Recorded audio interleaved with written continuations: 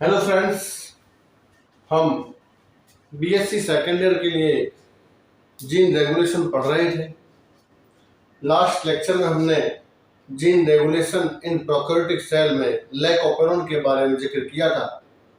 आज हम उसी का दूसरा पार्ट, जिससे हम कहते हैं कैटाबोलाइट रिप्रेशन, पढ़ने वाले हैं। तो देखिए, इन प्रोकैरियोट्स हमने देखा कि किस प्रकार से जब माध्यम में ग्लूकोज प्रेजेंट होता है तो लैक ऑपेरॉन ऑफ हो जाता है, और किस प्रकार से जब माध्यम में लैक्टोज प्रेजेंट होता है तो ऑपेरॉन ऑन हो जाता है। तो टू थिंग्स हैं।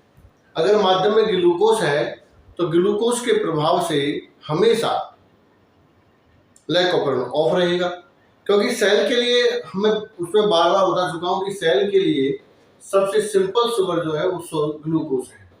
और जब ग्लूकोज हम डायरेक्ट दे रहे हैं खाने के लिए, तो फिर वो लैक्टोज में क्यों अपना सिर पचाएगा, क्यों बिना बात 3 एंजाइम्स को एक्सप्रेस करेगा, 3 प्रोटीन को बनाएगा, क्यों? तो इसलिए जब ग्लूकोज प्रेजेंट होता है उस कंडीशन में हमेशा लैक ऑपेरॉन ऑफ रहता है, और जब माध्यम में लैक्टोज प्रेजेंट होता है तो उस कंडीशन में हमेशा लैक ऑपेरॉन ऑन रहता है। तो आज हम उसका सेकंड पार्ट पढ़ने वाले हैं। This is catabolite repression. Catabolite repression. अब ये कैटाबोलाइट रिप्रेशन क्या है, किस प्रकार से ये लैक ऑपेरॉन को ऑन ऑफ स्विच ऑन करता है, ये हम यहां पर देखेंगे। तो देखो, पहले हम जानते हैं कि व्हाट इज कैटाबोलाइट। देखो ये है कि लैक्टोज आप सभी जानते हैं कि लैक्टोज एक डाइसैकेराइड है जो ग्लूकोज प्लस गैलेक्टोज से बनता है। ग्लूकोज प्लस गैलेक्टोज से बनता है। तो देखो, इसमें ग्लूकोज निकल रहा है, तो ये कैटाबोलाइट है लैक्टोज का। किसका है ये? लैक्टोज का है।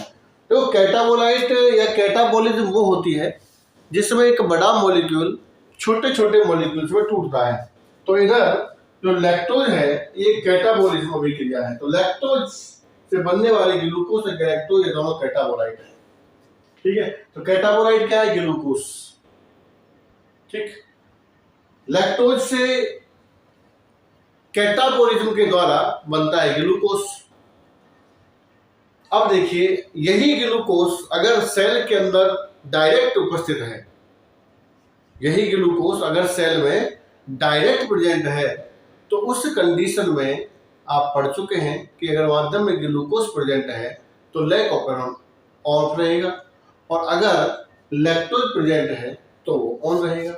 तो यहां पर कैटाबोलाइट इस ग्लूकोज के प्रभाव से लैक ऑपेरॉन ऑफ हो जाता है। ग्लूकोज के प्रभाव से लैक ऑपेरॉन ऑफ हो जाता है, इसलिए इसको हम कहते हैं catabolite repression. This is also called glucose effect. इस क्रिया को हम ग्लूकोज इफेक्ट भी कहते हैं। क्या कहते हैं इसको? Glucose effect. तो ग्लूकोज से ही हो रहा है जो हो रहा है, और किसी चीज से नहीं। ग्लूकोज से, ग्लूकोज ऑन है तो ग्लूकोज माध्यम में है तो लैक ऑपेरॉन ऑफ है, अगर ग्लूकोज नहीं है, लैक्टोज है तो ऑन है। तो जो भी खेल खिला रहा है वो यहाँ पर ग्लूकोज खिलाता है। तो लैक्टोज से कैटाबोलिज्म के द्वारा बनता है ग्लूकोज। तो glucose is one type of catabolite. That catabolite inhibit the expression of lac operon. This is called catabolite repression. यानी ग्लूकोज के प्रभाव से लैक ऑपेरॉन ऑफ हो जाता है, इसे हम कहेंगे कैटाबोलाइट रिप्रेशन। तो ग्लूकोज एक कैटाबोलाइट है। अब ये होता कैसे है और किस प्रकार से जब सब क्रिया होती हैं, ये हम यहाँ पर थोड़ा डिटेल से देखने की कोशिश करेंगे। तो देखो, वापस मैं बना रहा हूं वही। अब देखो, यहाँ हम लैक आई का जिक्र बिल्कुल नहीं करेंगे। पिछले उसमें हमने लैक आई का जिक्र किया था कि लैक आई होता है जो इनहिबिटर बनाता है। इनहिबिटर अगर एक्टिव हो तो ऑपरेटर जुड़ जाता है, और अगर वो इनएक्टिव हो तो वो ऑपरेटर से नहीं जुड़ता है। तो यार हम बिल्कुल भी लेक आई का जिक्र नहीं करेंगे। लेक आई का जिक्र हम केवल उसी में करते हैं, केवल बना देंगे यहाँ। तो ये लेक आई जीन होता है, उसका बीच में ये गैप है, फिर यहां से और यहां तक दिस इज प्रमोटर,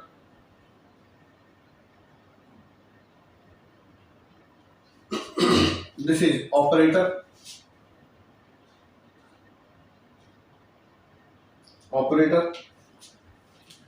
उसके बाद this is Z, this is Y, this is A.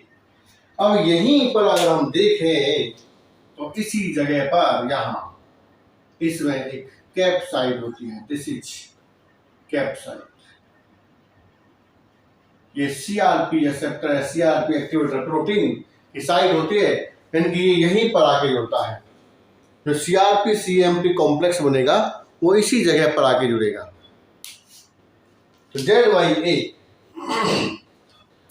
अब इसमें कहानी क्या होती है ये देखिए, ये है सीएपी। पहले नॉर्मल कंडीशन को समझते हैं कि लाइक दैट हम अपनी ही बात कर लेते हैं, मतलब हम हमारी सेल की बात करते हैं। तो हमारी सेल के अंदर जब हमने भोजन नहीं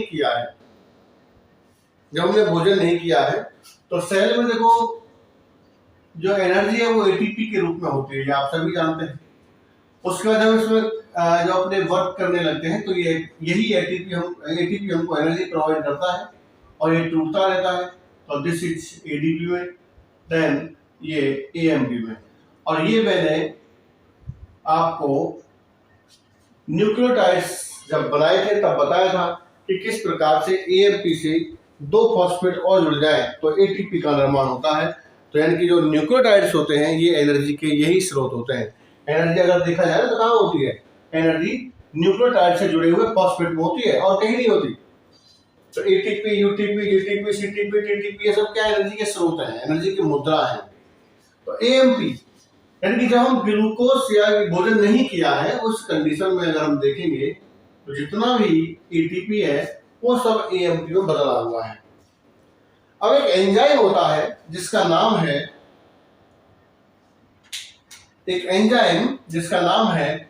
एडिनाइल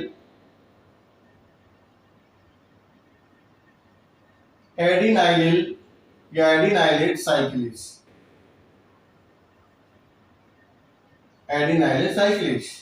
इस एंजाइम की उपस्थिति में जो एएमपी है ये 3 प्राइम 5 प्राइम साइक्लिक एएमपी में बदल जाता है। तो इसको हम शॉर्ट में कहते हैं CAMP। This is CAMP।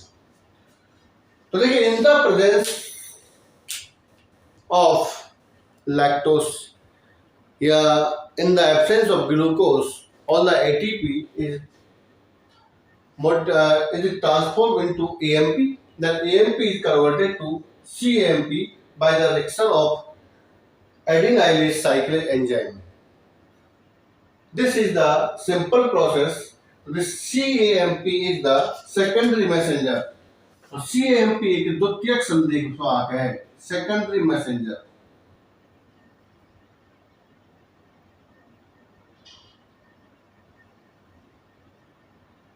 This is secondary messenger. अब एक हम सिंपल सी रिएक्शन देखते हैं। देखिए हमने भोजन किया, हम अपनी सेल के लिए लेते हैं। हमने भोजन किया, भोजन करने के बाद जो ग्लूकोज है वो हमारे ब्लड के अंदर आया, या हम जो धीरे धीरे जो ग्लूकोज हमने लिया है ब्लड के अंदर से सेल्स ले लेती हैं और सेल्स में उसका रेस्पिरेशन होता रहता है तो वो लगातार कम होता रहता है। इसलिए जब वो कम होता रहता है तो इसीलिए ब्लड से अपने आप ग्लूकोज जो है वो सेल के अंदर चलता रहता है। अगर मान लीजिए किसी जगह पर ग्लूकोज की कंसंट्रेशन है, जैसे देखो यहाँ देखते हैं, यदि हमने माध्यम में ग्लूकोज दिया है, ध्यान से देखना, अगर हमने माध्यम में ग्लूकोज दिया है, ठीक, तो जब माध्यम में ग्लूकोज दिया है तो ग्लूकोज स्टोर हो गया है सेल के अंदर। जब ग्लूकोज स्टोर हो गया है तो इसका मतलब है कि लैक्टोज जो है उससे बनने वाले ग्लूकोज की जरूरत नहीं है, क्योंकि ग्लूकोज उसके पास है। सीधी सी बात है कि जब माध्यम में हमने ग्लूकोज दिया था तो सेल के अंदर ग्लूकोज जाके स्टोर हो गया है। इस सफिशिएंट क्वांटिटी है सेल के अंदर ग्लूकोज की। अगर हम ये कहें फिर कि लैक्टोज हमने डाल दिया है साथ साथ में, तो लैक्टोज जो डाल दिया है, जो हमारे पास सेल के अंदर ग्लूकोज बचा हुआ है बहुत ज्यादा, तो हम लैक्टोज से बनने वाले ग्लूकोज की क्या जरूरत पड़ेगी? कोई जरूरत नहीं पड़ेगी। इसलिए हम इस ग्लूकोज के कारण, या जो सेल के अंदर जो ग्लूकोज है, वही समझो सेल के अंदर जो ग्लूकोज है उसके कारण लैक्टोज का विघटन रुक जाता है, तो इसे हम कहते हैं कैटाबोलाइट रेगुलेशन। अब यहाँ आप देखिए कि जब हमारी सेल के लिए भोजन या ग्लूकोज नहीं है, सेल बिल्कुल एक स्टार्व कंडीशन में है कि वो फास्टिंग में है, व्रत किया हुआ है, सेल को भूख लगी है, उस कंडीशन में क्या होता है? देखो उस कंडीशन में आप देखिए पूरा एटीपी कन्वर्ट हुआ सीएएमपी में। CAMP is a secondary messenger. Secondary messenger ये जाता है किसके पास? अग्नाशय की बीटा सेल्स के पास। उसको कहता है कि फटाफट से अल्फा सेल के पास जाता है, उसे कहता है कि फटाफट से ग्लूकागोन हार्मोन का स्रावन करो। तो जैसे ही ये ग्लूकागोन हार्मोन का स्रावन होता है तो हमको भोजन को देखकर मुंह में पानी आने लगता है, ये निश्चित है। जैसे ही अगर आप भूखे हैं और आप कहीं भी भोजन देखते हैं या कुछ महसूस करते हैं खाने के बारे में, तो निश्चित रूप से आपकी इच्छा हो जाती है कि हम कुछ खाएं। तो this is the action of glucagon hormone that is secreted by alpha cells of pancreas. यानी कि अग्नाशय की जो बीटा सेल्स अल्फा सेल्स हैं उनके द्वारा ग्लूकागोन हार्मोन का स्राव होता है। अब हमको एक्चुअली जो खाना है उसका याद नहीं दिलाना पड़ता, हम अपने आप खाना खा लेते हैं, हमको बताना नहीं पड़ता किसी को भी चलो खाना खा लीजिए, नहीं। जब समय होता है हमारी सेल्स या हमारे जो सेंसर्स हैं बॉडी के सेल्स के, वो अपने आप बता देते हैं कि अब आपको खाना खाना चाहिए, तो हम अपने आप खाना खा लेते हैं, हमको बताए या ना बताए। तो ये क्या होता है कि ये 3 to 5 साइकिल एएमपी एक सेकेंडरी मैसेंजर है जो ग्लूकागोन का स्रावन करने के लिए अग्नाशय को कहता है। तो अग्नाशय जैसे ही ग्लूकागोन का स्रावन करता है तो हमको भूख का एहसास होता है। जब भूख का एहसास होता है हम भोजन करते हैं। जब भोजन करते हैं उस कंडीशन में, जब भोजन कर लिया हमने तो ग्लूकोज बना, ग्लूकोज हमारे ब्लड के अंदर गया, ब्लड से वो सेल में गया, सेल में फिर वो जाने के बाद रेस्पिरेट होगा तो अब आपको पता है कि जब रेस्पिरेशन होगा तो एटीपी बनेगा। अब देखो सेल के अंदर एटीपी और एएमपी जो है इनकी क्वांटिटी फिक्स है। ये जो पहले सीएमपी बना था यही सीएमपी वापस से क्या बन जाएगा? एटीपी बन जाता है। सीएमपी पहले एएमपी में, उसके बाद एएमपी बाद में एटीपी में। और ये फॉस्फोडाइएस्टरेज एक एंजाइम होता है, उसकी वजह से होता है। फॉस्फोडाइएस्टरेज एंजाइम, फॉस्फोडाइएस्टरेज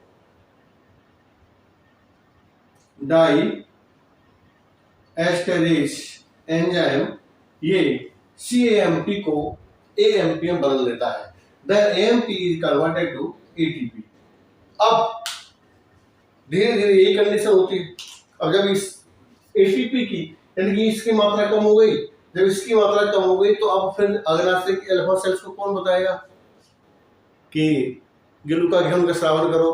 तो जब सीएमपी नहीं है तो फिर ग्लूकागोन का स्रावन नहीं होगा, तो अब अपने आप ऑटोमेटिकली इंसुलिन का स्रावन होने लग जाता है उस कंडीशन में जब हमारे ब्लड के अंदर ग्लूकोज की मात्रा बढ़ जाती है। तो ऐसे ही हम यहाँ देखते हैं लैक ऑपरेंड के लिए। देखो लैक ऑपरेंड में क्या होता है। पहली कंडीशन, जब माध्यम में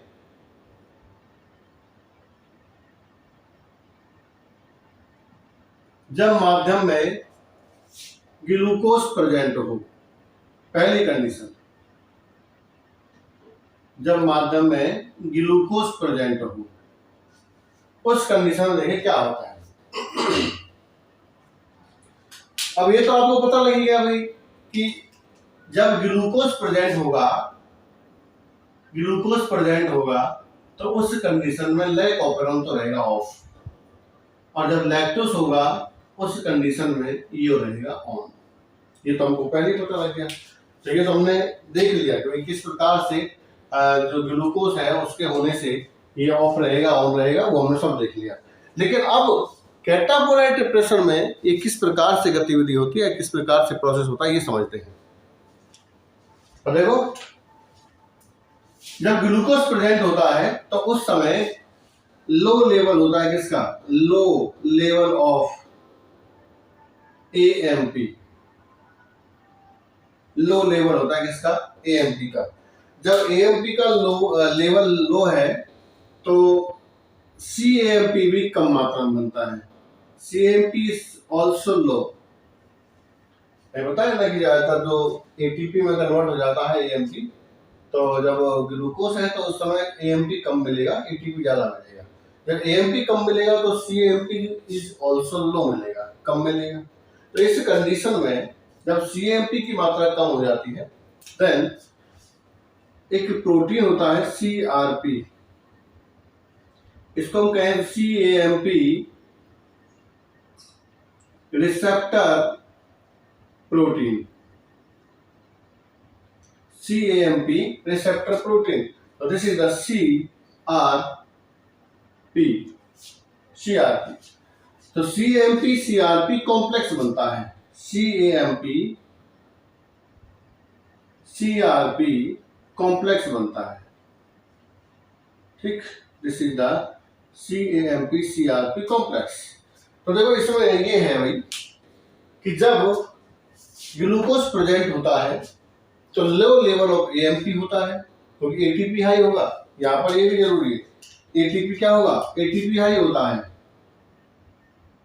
एटीपी हाई होता है, लेकिन एएमपी क्या होता है, कम होता है। तो जब एएमपी कम होता है तो सीएमपी भी कम होता है। जब सीएमपी कम होता है तो सीआरपी सीएमपी जो कॉम्प्लेक्स है वो थ्रेशोल्ड क्वांटिटी या थ्रेशोल्ड कंसंट्रेशन से अधिक नहीं बनता है, या थ्रेशोल्ड जो कंसंट्रेशन है उतना भी नहीं बनता। एक देहली, थ्रेशोल्ड का मतलब होता है देहली जो सांद्रता है उतना भी नहीं बनता। तो देहली सांद्रता वो है कि कम से कम किसी रिएक्शन को स्टार्ट करने के लिए इतनी तो होनी चाहिए, इससे ज्यादा हो तो ठीक है, लेकिन इससे कम होगी तो रिएक्शन स्टार्ट नहीं होगी। तो देहली कंसंट्रेशन जो है उतनी भी नहीं बन पाती है। तो सीएमपी सीआरपी कॉम्प्लेक्स की देहली कंसंट्रेशन भी नहीं बन पाती है, इसलिए सीएमपी सीआरपी कॉम्प्लेक्स ये यहां से यहां नहीं जुड़ पाता है, इस जगह पर सीआरपी पर।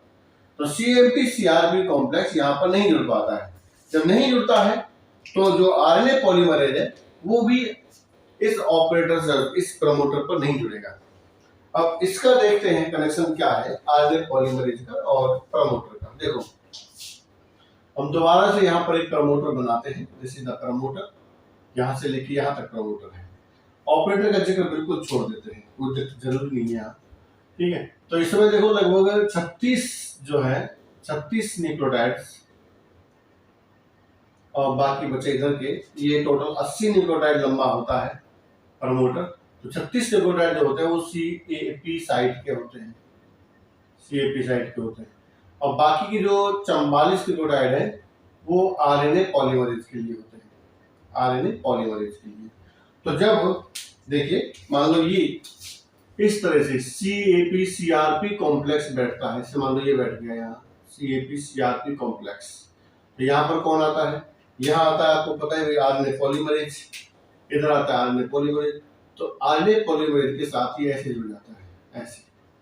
तो जब तक सीआरपी सीएमपी कॉम्प्लेक्स नहीं जुड़ेगा सीएपी साइड से, तब तक आरएनए पॉलीमरेज इस जगह पर आके नहीं जुड़ेगा। जब नहीं जुड़ेगा तो तीनों जीनों का एक्सप्रेशन बंद रहेगा, अर्थात लैक ऑफ पेरॉन ऑफ हो जाएगा। दोबारा से देखिए एक बार कि ये इस जगह पर है प्रमोटर 80 न्यूक्लियोटाइड लंबा है, इसमें 36 न्यूक्लियोटाइड जो है वो सीएपी साइट के लिए है, 44 न्यूक्लियोटाइड पर आके जुड़ेगा आरएनए पॉलीमरेज।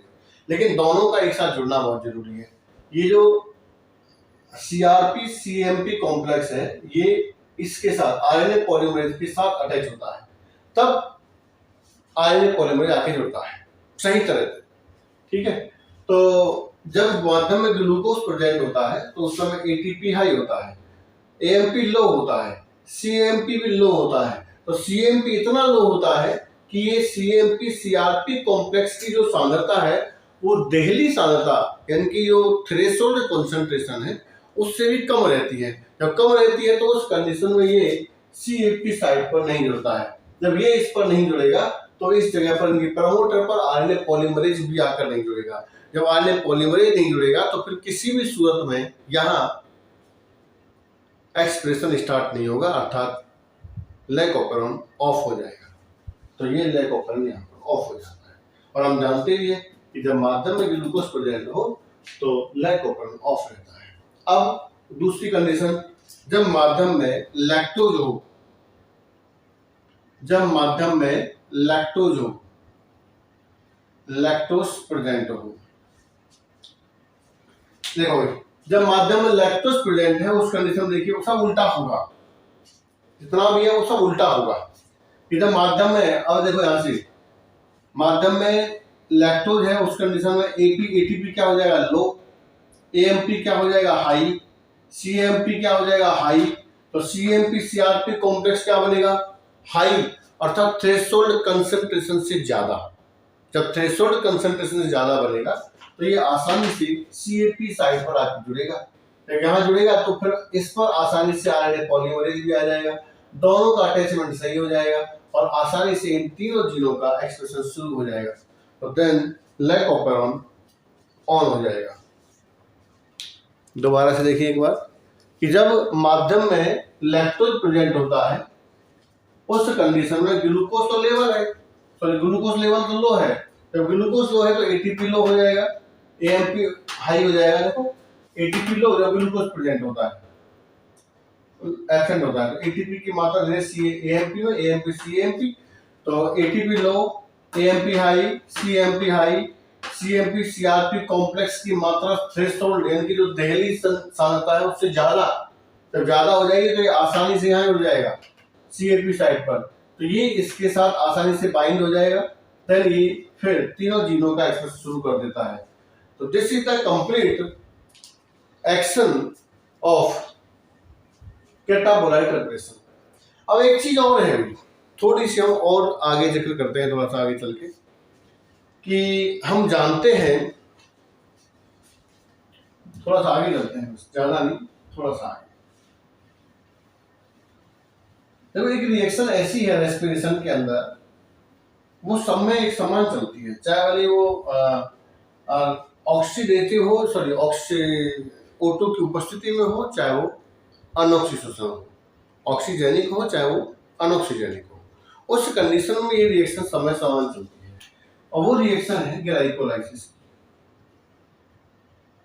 ग्लाइकोलाइसिस देखिए, तो ग्लाइकोलाइसिस की पहली रिएक्शन जो है वो है भाई ग्लूकोज,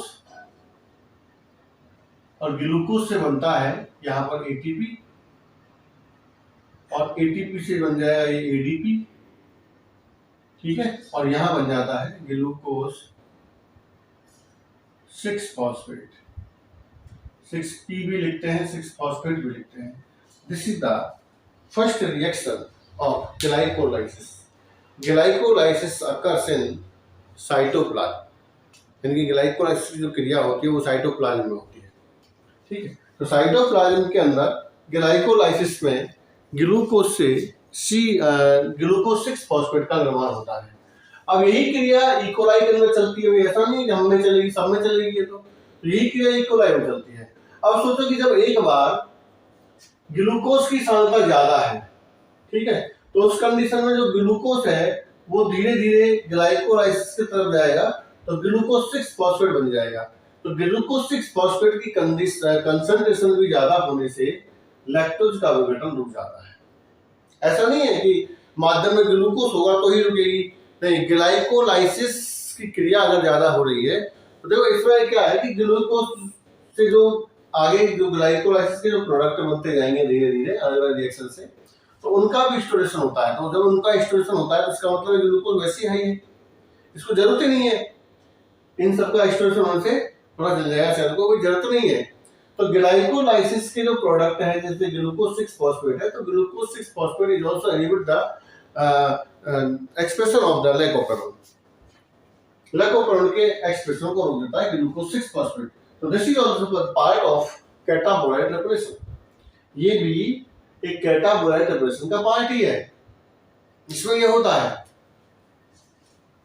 अक्सर होता है कि जब भी ग्लाइकोलाइसिस की क्रिया में हमेशा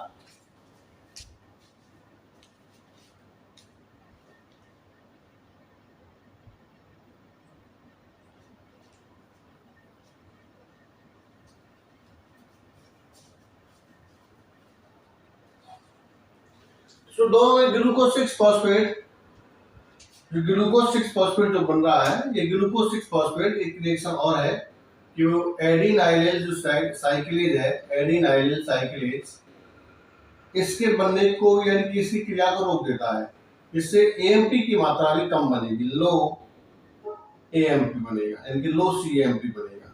लो सीएमपी बनेगा तो सीएमपी सीआरपी कॉम्प्लेक्स नहीं बनेगा, वो रिएक्शन वही आ जाती है, चाहे कुछ भी कर लीजिए। अगर ऐसी कोई रिएक्शन है, ऐसा कोई स्टेप जो ग्लूकोज की मात्रा को इंगित करता है, वो सब लैक्टोज ऑपरेंट को या लैक ऑपरेंट को ऑफ करेगा। तो ये था भैया आज कैटाबोलाइट रेगुलेशन। अब हमारा लैक ऑपरेंट आज कंप्लीट हो जाता है। नेक्स्ट हम पढ़ेंगे TRP operon, tryptophan operon. This is also studied in E coli. Post transcription regulation इसमें होता है, वो हम सब जानेंगे धीरे धीरे करके। तो आज के लिए इतना ही। Thank you very much.